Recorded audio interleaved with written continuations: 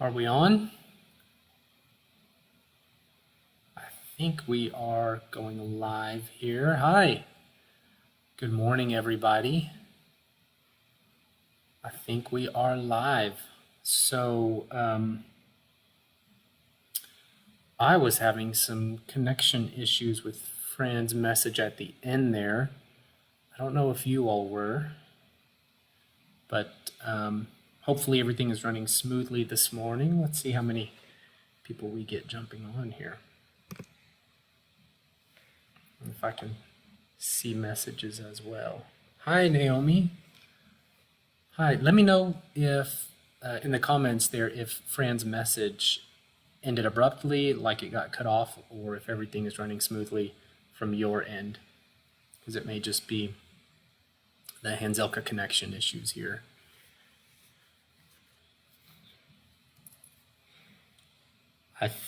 Hopefully it's just me. While I'm, how many, we're up to 18. Okay, so I'm waiting for about 30 of us to find the video and get going.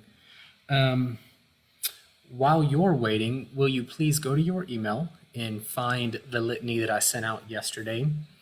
It should say like litany for worship tomorrow, litany for Earth Day, something like that. So try to go find that. You can leave me playing in the background. Won't hurt my feelings at all. I will just keep on talking because I like the sound of my own voice. Just kidding. I do actually want to just share a few thoughts while we're waiting for everybody to jump on. Obviously, we have a very Earth Day centric theme going on for a service this morning. And that's because we do not practice what's called escapist theology. Escapist theology is theology that undergirds some notion or philosophy or gives me the right to escape from the real challenges and existential situations of this life, of this earth, of living in a community all around me, interconnected community, whether I want to or not. So we don't practice, as much as we can, as aware as we are of it, we try not to practice escapist theology that says it doesn't matter what I do to this earth because it's all going to burn and we're going to go to heaven anyway. That's escapist theology. For some people groups in the past, escapist theology has been essential to help them adapt to their environment. I'm thinking of those who lived in slavery in the past, and there was absolutely, they found no hope in this world, in this earth, so they practiced escapist theology that talked about that day, one day, when God sets everything right. It's going to be wonderful, it's going to be great, and I don't have any hope in this life. I've got to place all my hope in that life. It was adaptive. It helped them, that theology helped them to adapt and overcome the challenges that they were living in.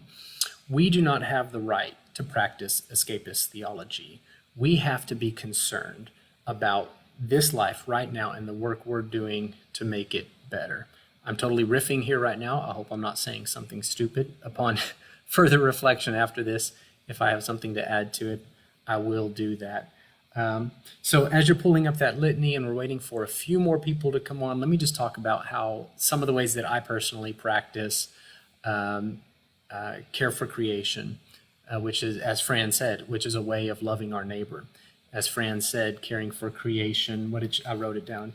She said, the fate of everyone, and especially the poor, is tied up with the fate of the world, the fate of creation. Some of the ways that we do it here in the Hanzelka home, we reduce our consumption. That's something we've been trying to do for several years now, and we're constantly finding new ways to reduce our consumption. We take responsibility and just try to slow down with life so that we aren't constantly using and throwing away things. I think it's one of the status symbols in our society to be able to consume something and just throw it away. I think that says, look at how wealthy I am.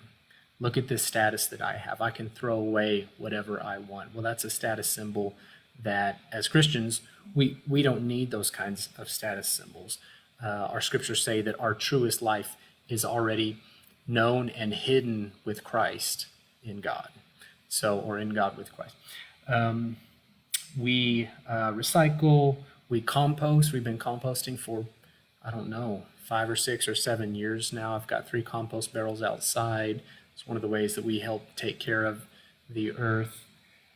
We extend the usable life on everything that we can. I mean, we drive vehicles as long as we possibly can. We try to repair them ourselves as much as we can and just be connected to our resources. So there are so many ways that we are trying to care for creation practically. Post some of your comments here in the comment section and let us know about that. It looks like we got everybody on that's going to join us. So I would like to invite you at this point to join me in the litany for Litany for Earth Day, written by our very own Fran Pratt here. I will read the italicized portion. I'll invite you to join in with the bold. Let me look through the comments real quick and just see. Hey, everybody. Yeah, it looks like it got cut off for some people. Okay. Hey. Okay. Hi, everybody. So let's do our litany together. This is something that even though we are physically separated, we believe in the mysteriousness, the mysticalness of our faith, and so we all join in together and say this together. If you aren't getting these emails, it's because you're not signed up to receive our emails. So DM us, DM the church, the Peace Wilco Facebook page, and we will get you added to our email list. But please join me as we read the Litany for Earth Day. God, on this day we celebrate the gift of this planet, Earth, which you created for us as a home for humanity, a home for creatures, a home for plants, a good gift of creation. We are truly sorry for the ways we have corrupted it. Forgive us. We are truly sorry for the ways we have disregarded its well-being. Forgive us. We are truly sorry for the ways we've been complicit in systems that degrade it. Forgive us. Help us, O God, to be good stewards of your gifts to us. Help us, O God, to realize our connectedness to creation. Help us, O God, to understand our reliance upon the earth.